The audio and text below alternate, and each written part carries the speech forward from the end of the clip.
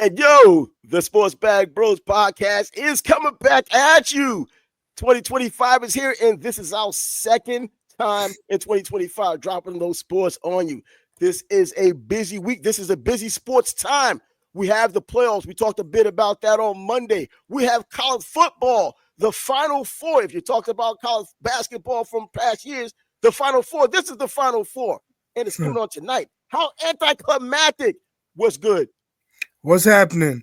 I'm actually looking forward to this game tonight. I have big expectations for Notre Dame. I think they should get Penn State, but I heard there was a flu bug going around in South Bend. So I don't know how that's going to affect them, if at all. Hopefully not. Hopefully we get to see the best of Notre Dame. We don't want Penn State to have a cakewalk to the championship. But this show is called Coaching Carousel. Man, it's crazy up here in Chicago. They're talking there's up to at least 13 to 15 potential candidates the Bears are interested in. I'm like, 15, 13? I couldn't even think of 10 guys I would want. But the latest one is Joe, what the fuck is his name? Pete Carroll. Joe Carroll. Pete Carroll. At least he's a name. He had some success in the past. I prefer John Gruden, but I could roll with Pete Carroll. Mm-hmm. He's built teams. He won Super Bowls. He's gotten there twice. Maybe didn't make the right call at the goal line, but I'm sure he learned from that. But you know what? At the same time, Pete Carroll, as we're talking about a coaching carousel, these coaches leaving, especially you're talking about one and done with Jared Mayo. People are talking issues and saying things about that. Antonio Pierce, 1.5 pretty much and done last season. Well, in 2023, he's the coach. 2024, he doesn't do well. Now he's out of a job. So you're talking about two coaches of color as they're bringing up. Pete Carroll was one of those coaches that we talked about on Monday who lost his job after just one season. Look what happened with him. Going to 2 Super Bowls, winning one of those Super Bowls, and still opportunities this long in the NFL, still has opportunities to get a head coaching job. Yeah, my only concern is he's in his early 70s. So, I want some stability in Chicago. How long is he really going to stick around?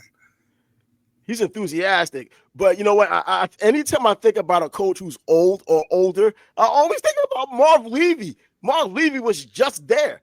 And I know you don't want to think about Marv Levy and losing 4 straight Super Bowls, just as infamous as it is freaking amazing.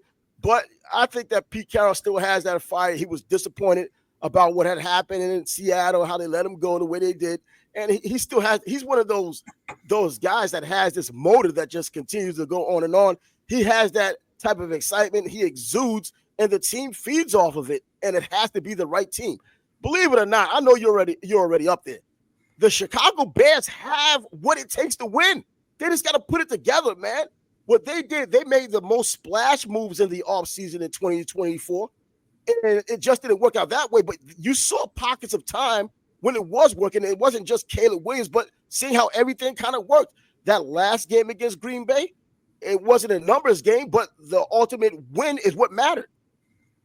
That's true. What I'm hearing is there's a lack of leadership from the players.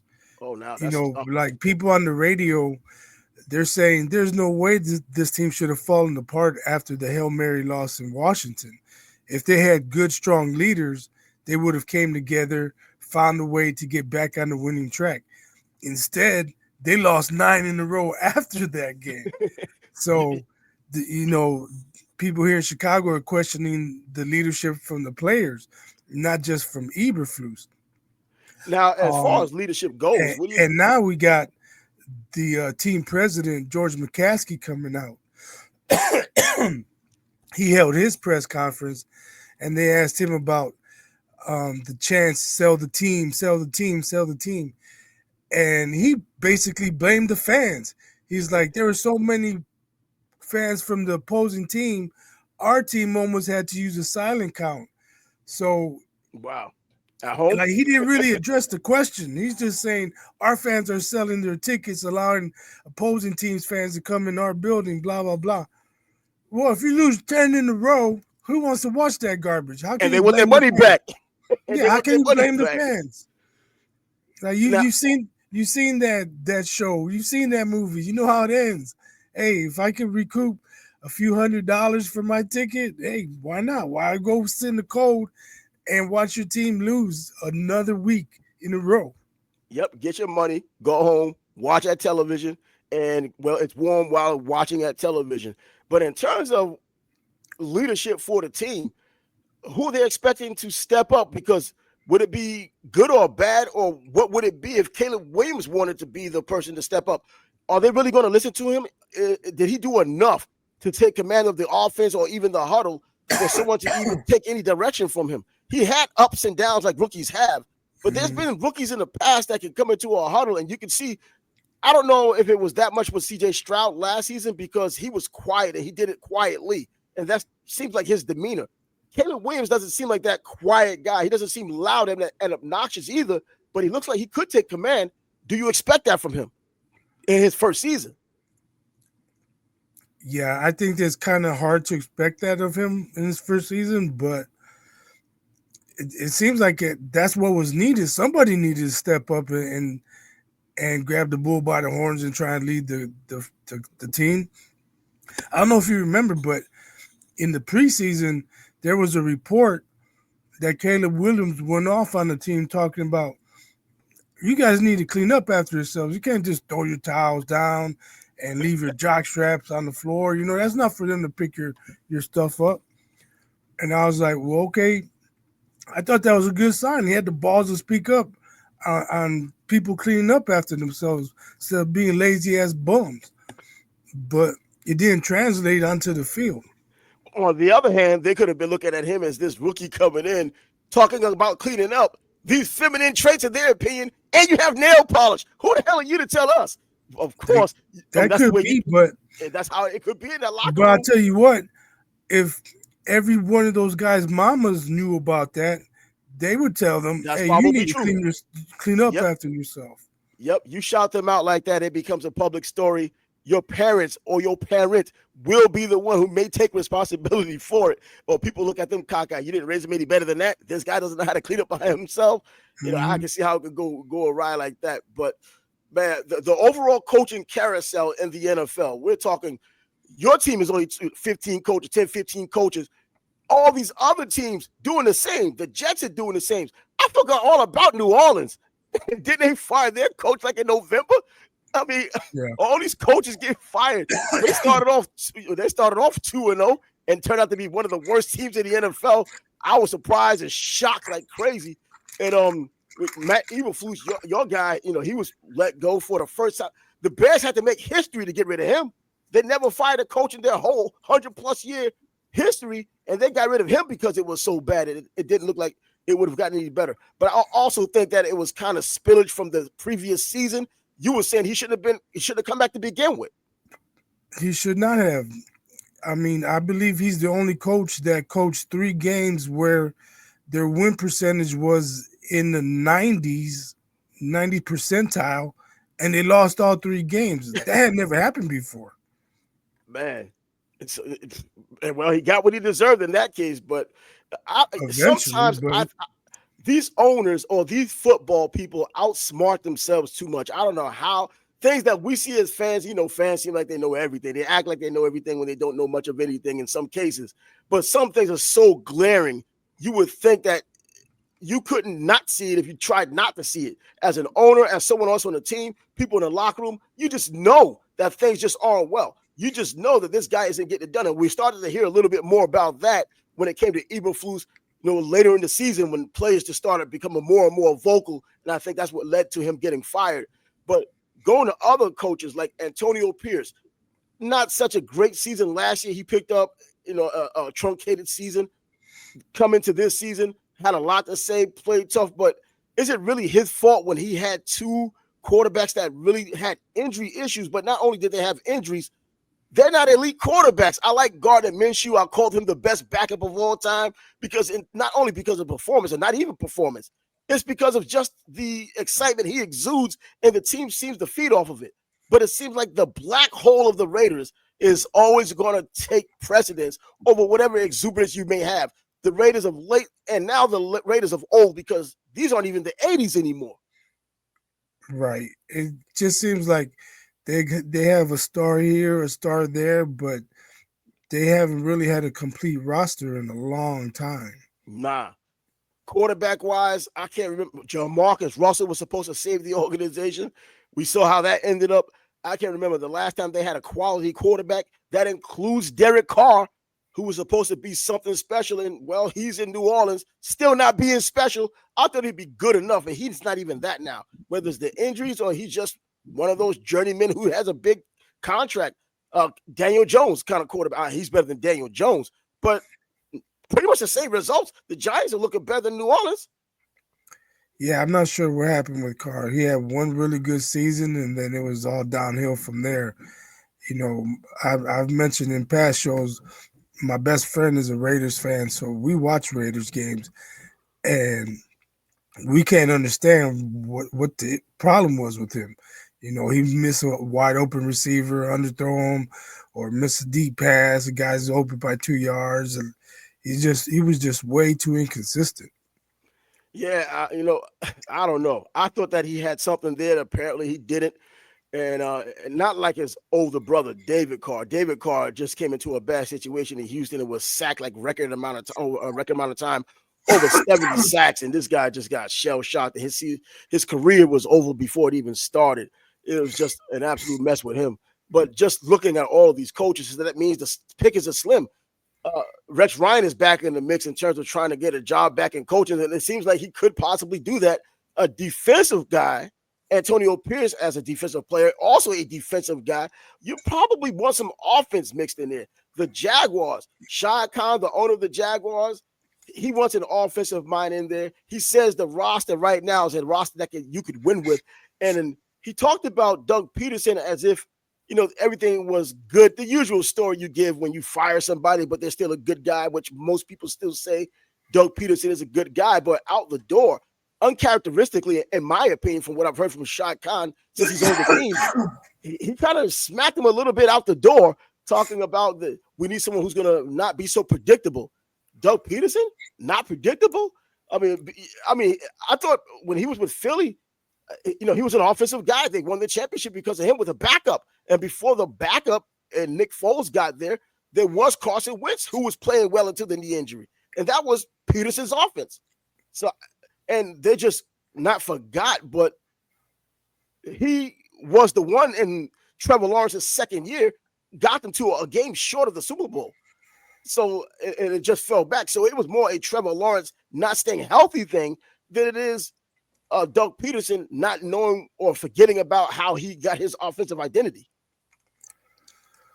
Yeah, I don't remember Trevor playing well hardly at all last year, though, either.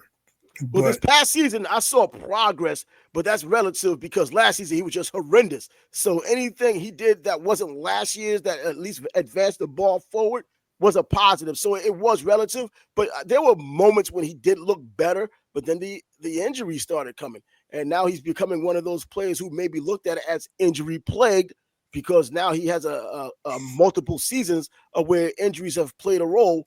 Now with 17 games, another extra game where an injury can possibly happen throughout the course of the season. And now they're talking about 18 games. So through the duration of this contract that he had just gotten, there may be an 18th game, and you're still looking at him to be a franchise quarterback, which should be a 10-year quarterback at the very minimum. Yeah, but you mentioned the Jags owners called Peterson a good guy. I think that's probably the issue with a lot of these teams because other than being a bad coach, I can't say anything negative about Eberflus. He's a good guy. I can't say anything negative about Matt Nagy as a person. He's a good guy. And by the way, the Jets freaking interviewed him. Matt Nagy, come on, boy. I don't know if you remember Mark Trestman. The Bears hired him from the CFL. By all accounts, he was a great guy, one of the nicest guys around, but a terrible NFL coach. Stop hiring nice guys. Hire good coaches. Yeah, Bill Belichick, not a nice guy. Bill Parcells, not a nice guy. you kind of go down the list of guys who weren't nice guys. Tom Landry, they didn't say he wasn't a nice guy, but he got respect. So I guess that was good enough I back mean, then. if you look at the Bears' history, Lovie Smith, nice guy. He's probably the anomaly in the situation. But Ditka, who had the most success as a Bears coach in the Super Bowl era, he gave people the finger. Somebody a heckler one of his press Yeah, conferences. He's like, right here, buddy, this is your IQ, 0. I yeah. mean, Ditka didn't care. He didn't give a damn. But his counterpart as a defensive coordinator, you also had a not so nice guy, Buddy Ryan. I There, mean, there you just go. nasty guys together, man, got it done. So, but now we're getting to this age. I guess more political correctness is getting into the fold, and you're getting these kinds of results. But there are guys out there because we really don't know these guys until we hear them say things at press conference out of frustration. Is Mike Singletary a mean or bad coach after what he had said to Vernon years ago? I mean, after he just came after him, about he won't play with him, can't coach him, can't do it, just going through it. But I don't know. Rob Saleh, a Jets coach, looked as a nice guy too on the surface. Behind the doors, though, you don't know what they're really doing in practice, just like Coach K. Coach K, you never would think he was one of these hooting and hollering, screaming and cursing you out kind of coaches, but that's what he was. I mean, come on, Tatum talked about him being that kind of coach. I should have left you in St. Louis, cursed him out in the whole 9. Damn, you're like, really? We talking about Tatum here. Yeah, Coach K hit it very well. Who he did. He used to get in it, man. He used to really get after him. So yeah, I can see how that can go. But back to this But NFL. here's a crazy story. I can't remember who the coach was that interviewed for the last time the Bears when they hired Eberflus. They were saying on most accounts he was the head guy, and the Bears said they wanted to have him do a mock press conference. He's like, I just did a press conference a week ago. You can just watch the tape. He didn't want to go through that dog and pony show, so the Bears didn't hire him. And they talk about how they don't fly the coaches in first class. They don't always pick them up in Stop that limos. nonsense. Get off Greyhound. They don't always pick them up in limos. They just don't run their organization like a world-class organization. And I think that's the Bears' biggest issue. But is that important, really, to bring a dude in a limo, 5-star hotel? I mean, the 5-star hotel may be something, but all of this elegance and opulence, that for a coach of a rugged game like football? If you interview for 4 jobs and one wines and dines you and takes care of you, and the other one, you got to stand in line in Southwest with everybody else to your seat, and you got to on a private jet, yeah. And you got a seat ticket, and you're way in the back. What are you thinking that whole flight, man? What the hell is going on? Why am I? You already got you going in there with questions, and then they don't pick you up in a nice limousine or whatever the case may be. Now doubt starts creeping in. Do I really want to coach this team? Well, if they've been frugal in the past, like they talked about the Cleveland Browns and the Cincinnati Bengals in the past, they only just benefit because of the profit sharing, and they don't really care if they win or lose. If it was one of those, you could probably make that assumption. But the teams that do spend, if they happen to do something like San Francisco and DeBartolo had the team, he just spent, and they won, and it was a classy organization. If he would have had done something like that, you already know what the bottom line is. Get in there. You're going to get your money anyway. Your team is going to win. He's going to give you every opportunity and every piece you need to win. Yeah, but out of 32 NFL, there's 32. There's only 32 of these teams in the freaking world. And only 32 coaches can have those jobs.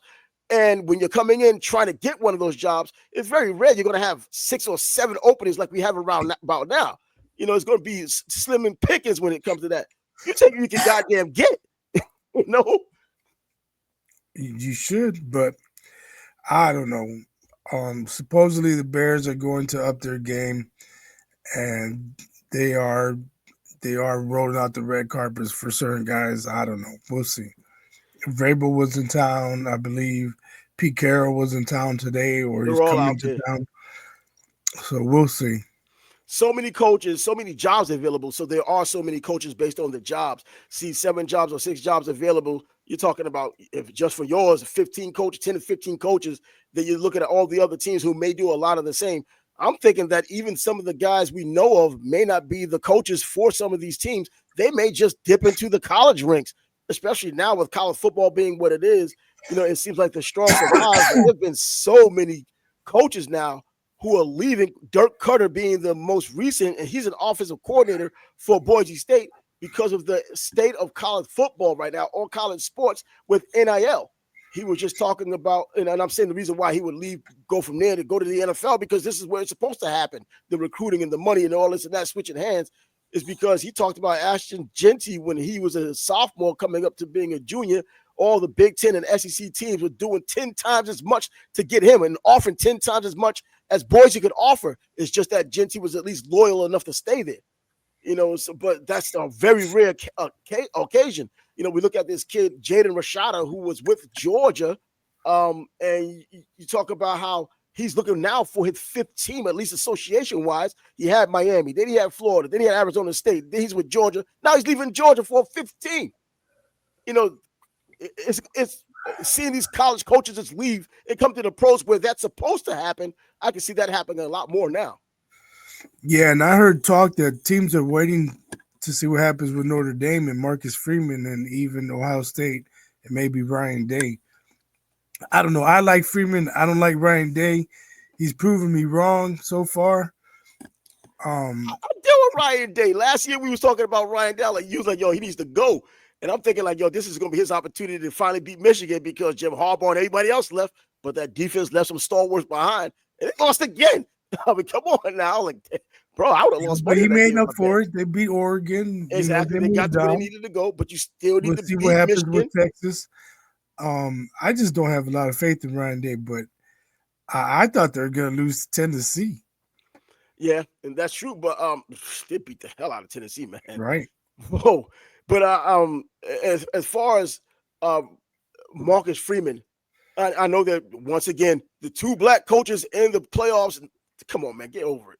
These two great coaches right now in the college football ranks, because Marcus Freeman just last year they were doubting him because he wasn't living up to what they thought were expectations, and now he's finally coming through. He had that one loss against Northern Illinois, the most shocking loss of the season up until that point. Well, that was early, so it was easily up until that point one of the biggest shocking losses of this season, and he comes through it, wins 12 straight games. Penn State's only won 2 straight games because the top teams they played, they've lost to. You know what? For all intents and purposes, they should have beaten Boise State. That's why they were favored.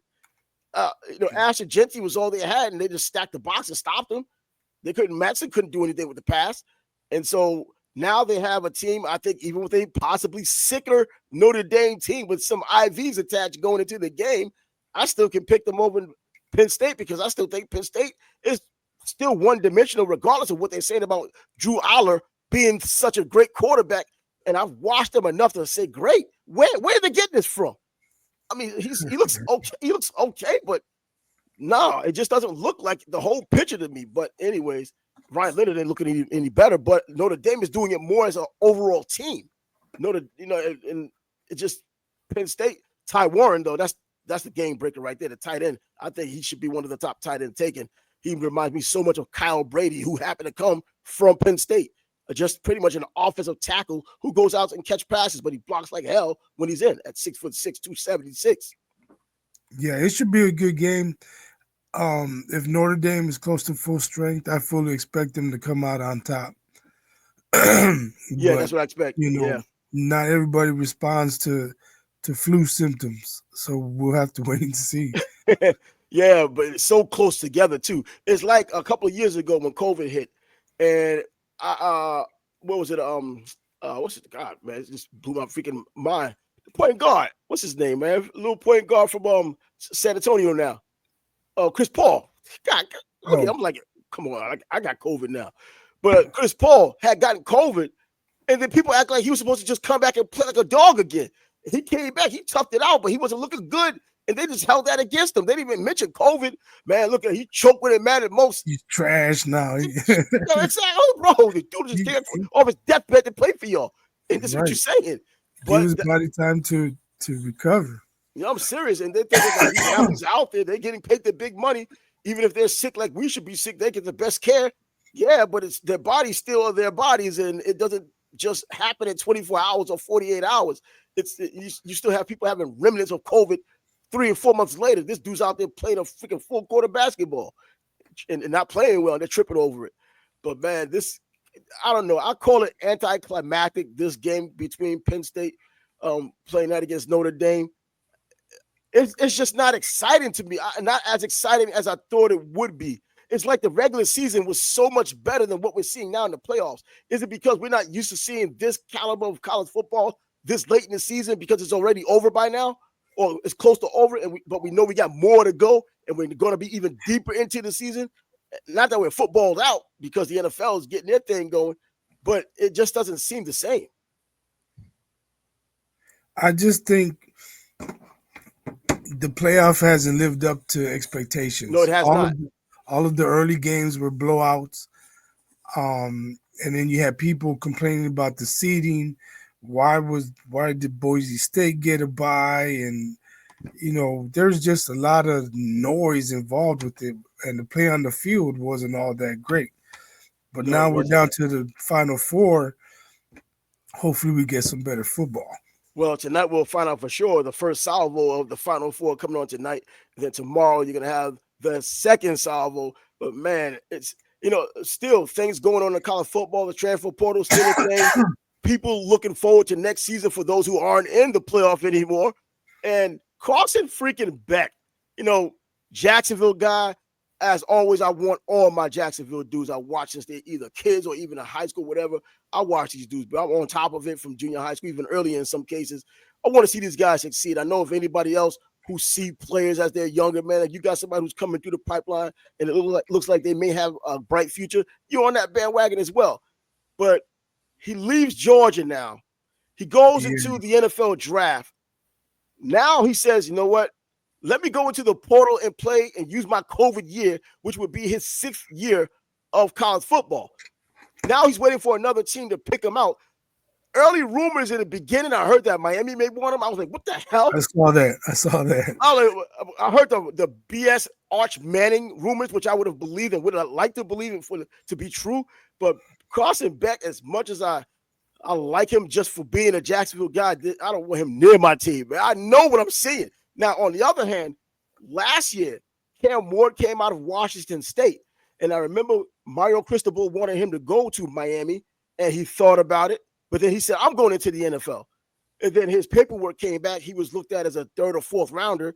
So I guess Mario got back in his ear. Said, you know what? We have some offensive weapons here. We got some good things happening. You could come in and help your draft status. Now, he damn sure helped his draft status. He'll be a first rounder if you were looked at to be a 3rd or 4th rounder. You're going to be a first rounder, possibly number 1 overall, depending on what Tennessee wants to do. Will Levis isn't the future there, so Cam Ward can probably slide right in. If not him, their Giants are looking for a quarterback, and that may be their guy as well.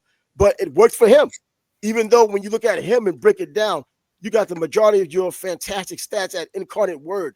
And then at Washington State, there were nice stats. You looked very good, but that's Washington State. That was the Pac-12, which wasn't that great. But then you get to Miami, it just happens to be Miami's 9-0, but it happens to also be one of the worst ACCs in recent memory. And you still lose 3 games. And the way you lost those games in some ways, like the Georgia Tech game, that wasn't completely his fault, but we couldn't get past 30 points in Miami. And this is supposed to be that guy. And I've seen too many games in person now. This guy stares too much when there are guys wide open. But anyway, he made himself valuable, much more valuable, maybe first pick overall. But that's what Carson Beck is probably looking at right now. I don't think he has that extra gear in him, no matter where the hell he goes. Yeah, I don't believe it either. I mean, how much more talent is he going to have around him, leaving Georgia to whatever school? Exactly. Come on, that's what I'm saying. I don't think his play is going to improve. And on top of that, Georgia takes a player from Miami, a safety from Miami, Jalen Harris, goes to freaking Georgia. And I had to find out the hard way. And it was before the media had gotten it. Because, I know the Georgia executive associate athletic director. And he sends me a message, yo, we got your boy. And I'm like, where? He mentions his name. He said, what do you think about him as a player? And I gave him my thoughts. I didn't blame the kid. I blamed the crappy defense. Gidry being the defensive coordinator. And he was like, yeah, because he's going to ball for us. He said, yeah, I just locked him up. And then boom, half hour later, it's out there. I'm like, bruh, I hate this. But that's what happens, man. So, whatever.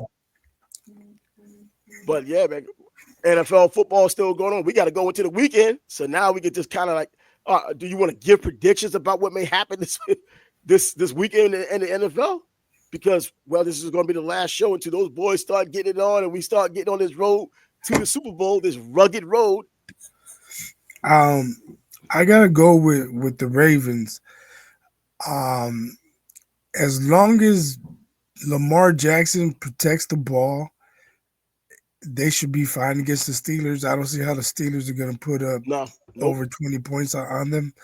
But in the playoffs, Lamar Jackson's been questionable. He has been questionable. All over. So it might be time to say, hey, Mr. Henry, get ready. That's what I was thinking. You can get 25, maybe 30 carries today. Just get that first W out of the way. And maybe Lamar starts to feel more comfortable. I don't know what his issues are in the playoffs. I just know his level of play goes down. Like Barry Bonds in the playoffs, at least until it changed. But yeah, I mean, Derrick Henry, I think that's what they need. This time of the season, everybody's banged up, period. It's just that it's a battle of attrition. Who's more banged up and who's willing to suck it up more than the next team?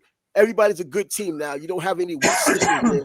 You may have everybody's earned their spot here to get into the playoffs in the NFL. This isn't some college football where you're worrying about seeding in teams who don't belong.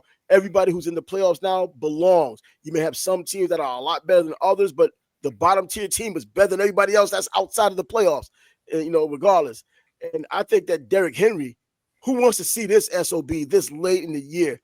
And it's the way this temperature here in Florida is. We had 22 degrees this morning. Baltimore is going to be on some other level when it comes Saturday when they play. And Derrick Henry running at you this late in the season, this isn't somebody you want to see. Christian Okoye reincarnate. That's who it looks like. And even, more athletic.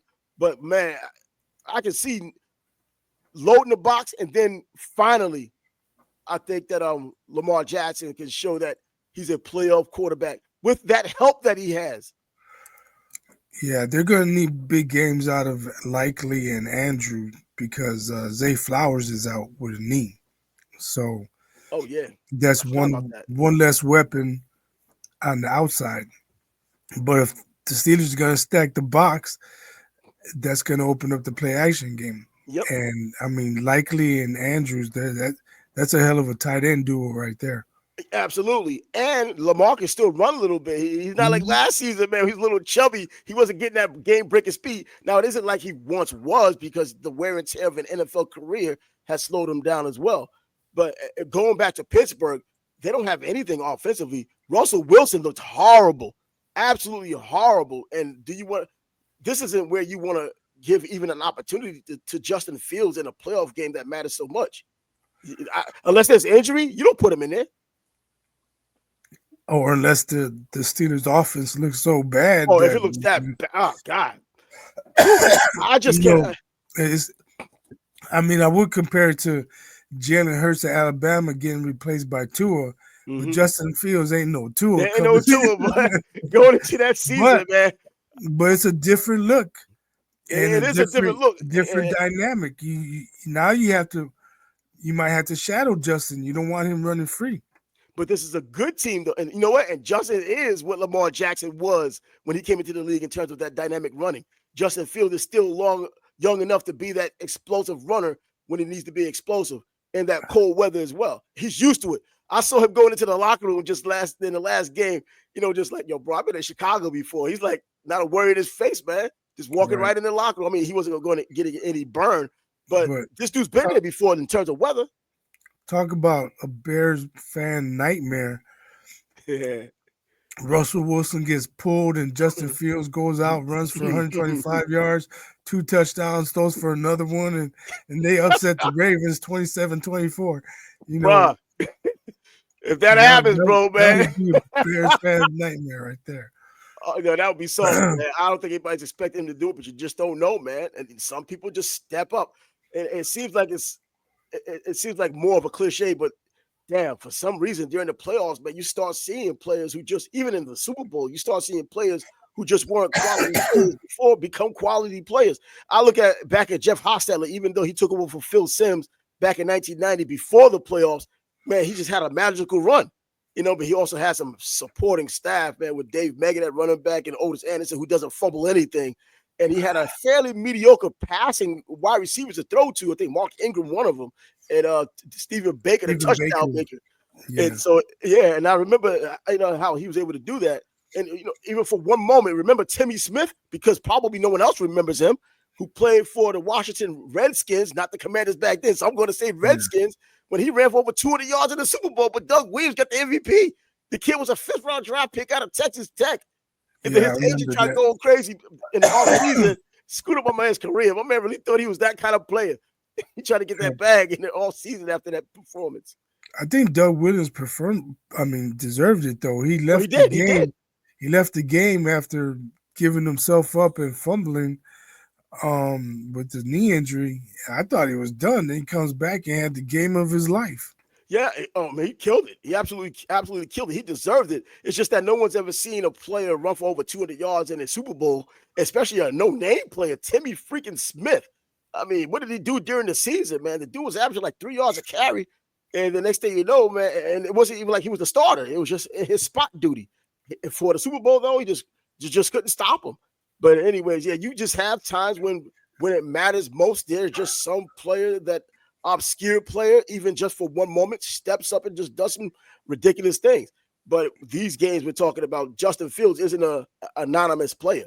He's a player who has talent, man. It just has to be consistent, and it has to be at the right time. Timing is everything. But you know what's funny? I was watching the Bills on Sunday, I think it was, and Trubisky was playing, and the receiver ran like an 8-yard out. And Trubisky threw the ball out of bounds like 5 yards over his head. I was like, that's the Rex Trubisky I know right there. And I thought, what we know and hate, almost tried to love him if he was with someone else. Yeah, I don't know. That's the Trubisky. I was glad that they were talking about the Jets getting him when he was coming out of North Carolina. I was like, no way. One of the few times, not that they listened to me, but they just kind of were on the same page with me. I said the same thing about Mark Sanchez. I remember being at that draft and how they were going to try to tell me, I was like, bro, this isn't the guy. You don't know anything. Now what? It was the defense that carried this guy. I couldn't believe it. But he was not as bad as Zach Wilson, man. That guy takes the damn cake. But Zach is in the playoffs too. What's the other game? Let me see. Pittsburgh. Well, you got the Chargers and Texans. That you know what? I can see the Chargers beating them in Houston. Yeah. Yeah, Harbaugh. I mean, he should be on the Bears sideline. The Bears would probably be in the playoffs if they had hired him last year. Bro, that's coaching right there, man.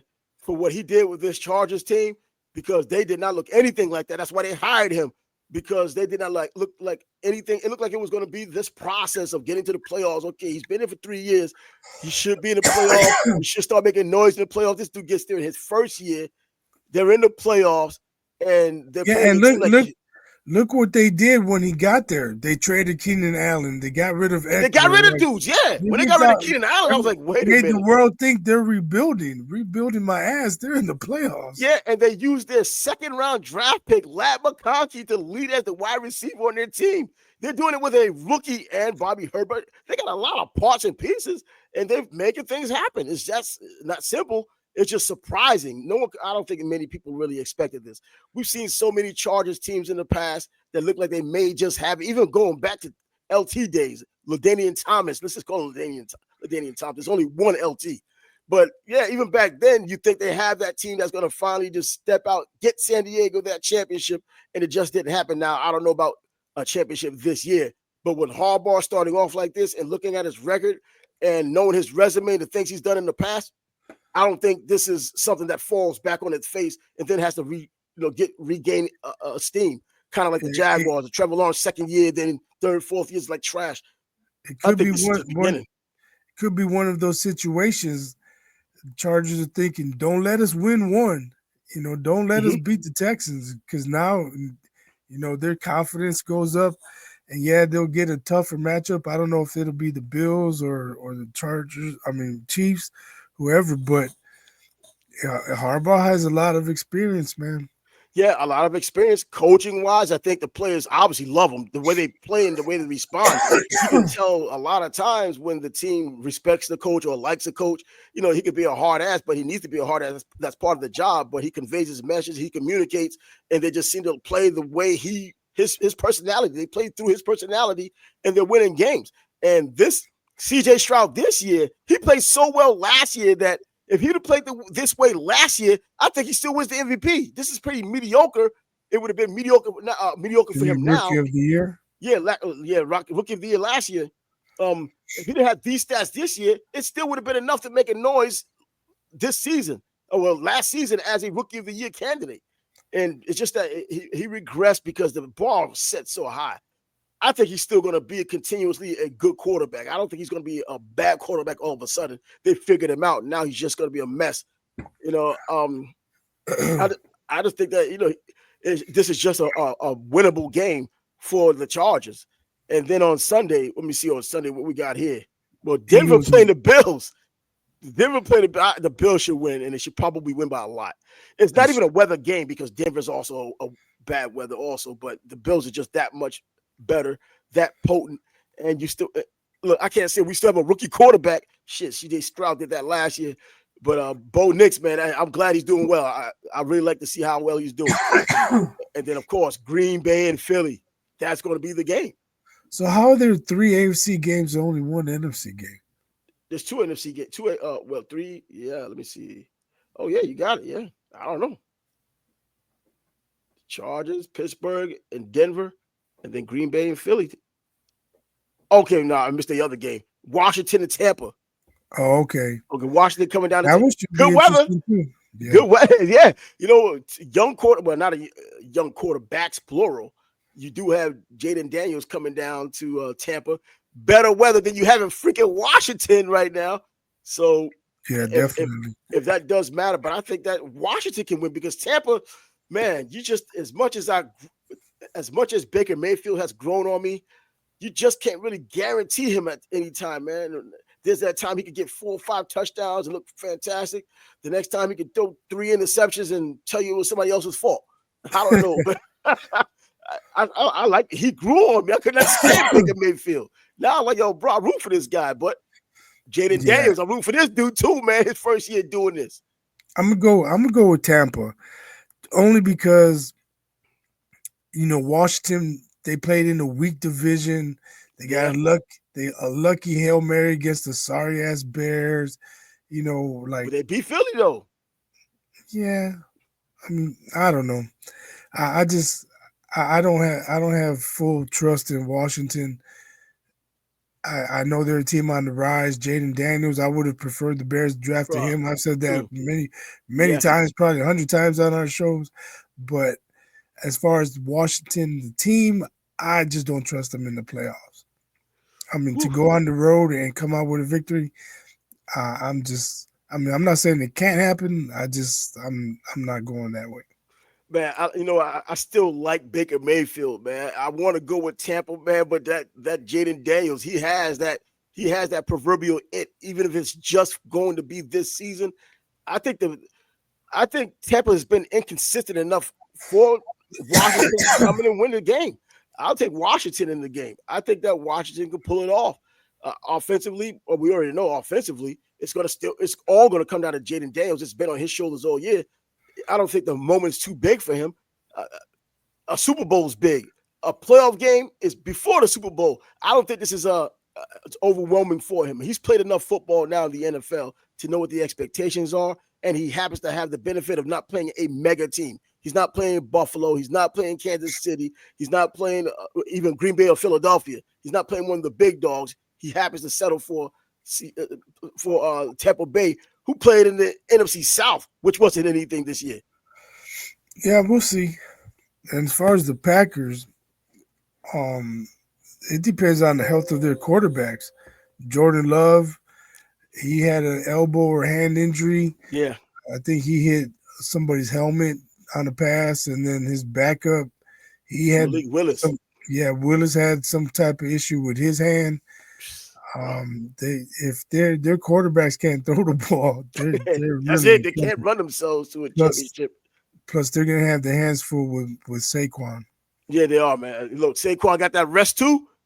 Oh man, and you can't load the box against him, even though it's probably in your best interest to do that and take your chances. But man, it's almost like I'm not gonna say Barry Sanders esque, but hey, for this season at least, Barry Sanders esque, waiting for him to break the big one, and he's done it so much this season. It's like every game it seems he had broken some big run. I guess if a big run is 20 or 30 yards, it looks like he has done it almost every game this season. He's done enough of those. We've seen the 70-yard runs. He can get it. And once you miss that first tackle or whatever, or he breaks the tackle, which he does with that huge lower body, it's over, man. Man, Green Bay, that was my pick for the NFC before the season started. I was sledding up there in Philadelphia for the first game. Yeah, Saquon Barkley's consistency has Yeah. really meant so much to Philly. They didn't start out too well, but then he got rolling and they Yep. got rolling. Um, Beginning of the season, it looked like, same old sorry Eagles from last year. They had that swoon late in the season, Mm-hmm. but he started running and running and running, and Yep. he got that offense going. And it's still not Jalen Hurts having to do a whole lot. It's still not him having to throw a 300-yard game or even a 250-yard game.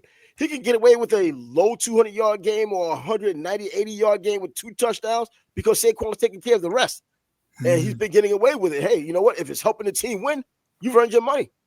Can you imagine a Philly versus Baltimore Super Bowl? Oh, my God. Come on now. Both teams would try to control the clock. Man, I could see both Saquon and Derrick Henry with 25 Oh, plus you know carries. they're going to go for it. The number 1 and number 2 rusher. And by the way, I did make a mistake last show when I said that Derrick went over $2,000.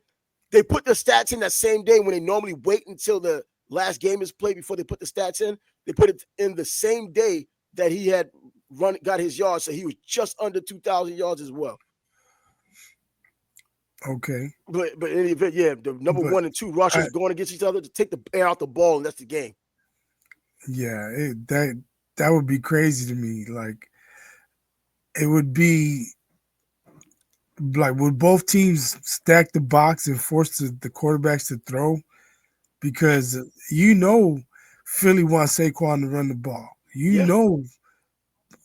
Baltimore wants Derrick Henry to run the ball. You got to take away what the other team does best, or at least try to. Man, that would be crazy. But I'll take Lamar Jackson over Jalen Hurts, though. If it came down to the quarterback that had to make the play, I think that he does it before Jalen Hurts. Could be. Yeah, even though he hasn't really done it in the playoffs yet. Yeah, exactly. He's got to get to probably Josh Allen and Patrick Mahomes first. Yeah, and that's true. But I guess between the both of them, if those two teams were to play one another and you needed that quarterback, if that's going to be the deciding factor because these running backs are washed trying to go at each other, if you need it at the end of a game and you need that big play, I was looking for Lamar Jackson to get that big play before Jalen Hurts, even though Jalen Hurts did go to a Super Bowl, just missed winning a Super Bowl, had an outrageous game in the Super Bowl. Even with all of that, it's looked like he's done nothing but regress since then, though. Yeah, unfortunately. Yeah, so I don't know what it is. I just don't know what it is. He got his money, though, so I guess that's the positive for him, at least. We're not getting anything from it, but either way, yep, so there's college football tonight. There's college football tomorrow night, and now you have Texas and Ohio State. Man, in the beginning of the season, saying how well Texas was playing after Georgia had gotten upset by Alabama, and then seeing Texas and thinking, man, okay, they're the unequivocal number 1 team, and then Georgia gives them what they gave them in Austin, and now looking at them as an underdog now against this Ohio State team because Ohio State just absolutely obliterated Oregon. Oregon probably was I can't say worst number 1 team, but the not so best number 1 team, if you want to just throw it all out there, bad language and everything else. As a number 1 team, I was always waiting for that to happen. They should lose the game. They should have lost to Ohio State the first time. It's like boxing. It's hard to beat somebody the second time. They got a second opportunity and blew the doors off of them. Yeah, I was surprised by how easily Ohio State won that game. Could Ryan be Smith, bro. could be the Man, time off man, also affected Oregon, but there's no excuses, man. This is the playoffs. You got to come with your best, and Oregon just got handled. what Jeremiah Smith call it. I said Ryan. I got Ryan Williams and Jeremiah Smith. Kind of those dudes is killing that. As true freshmen is outrageous. But Jeremiah Smith, this dude said, if y'all play, he said before the game in the newspaper, or what they call a newspaper today, if you take me 1-on-1, man, we going over the top. Told those boys that. They couldn't do nothing with him. Couldn't do anything with this kid, man. This is a dude right now that if he were eligible to come out in the NFL draft, he may arguably be the number one overall pick as a wide receiver. The first time since Keyshawn Johnson, that would have been the first overall pick as a wide receiver. I think there's a possibility only because the quarterbacks just aren't so appealing this year, including Cam Ward, as far as Right. being their NFL prospects go. So I think that even as a freaking 18-year-old, and let alone Ryan Williams as a 17-year-old, these dudes could be the number one picks overall in the draft if they were eligible today.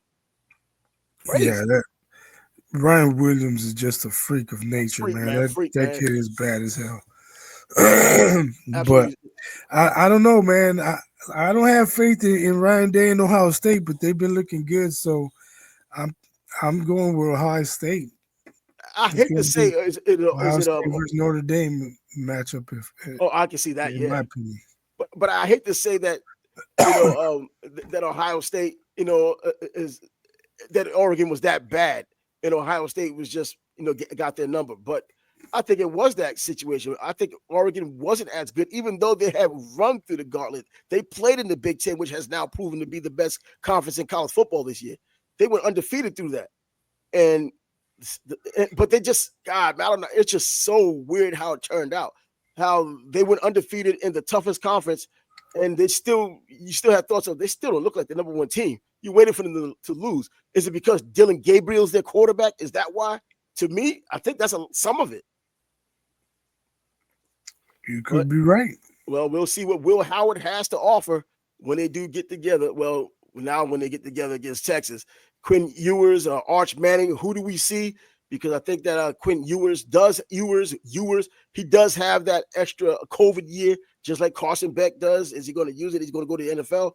He's not going to be a first rounder either. Why? I mean, use it, but you might have to use it somewhere else because Arch doesn't need to sit any longer. Right.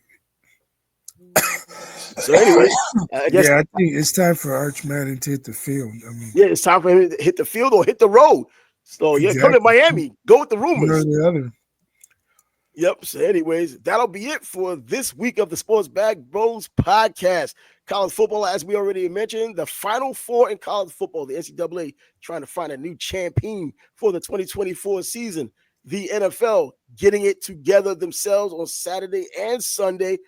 6 games total, so it's going to be on. So either way, he's by his own tribe. Sports Bag Bros podcast coming back on Monday to let you know what happened in college football and the NFL. So until then, deuces. Peace.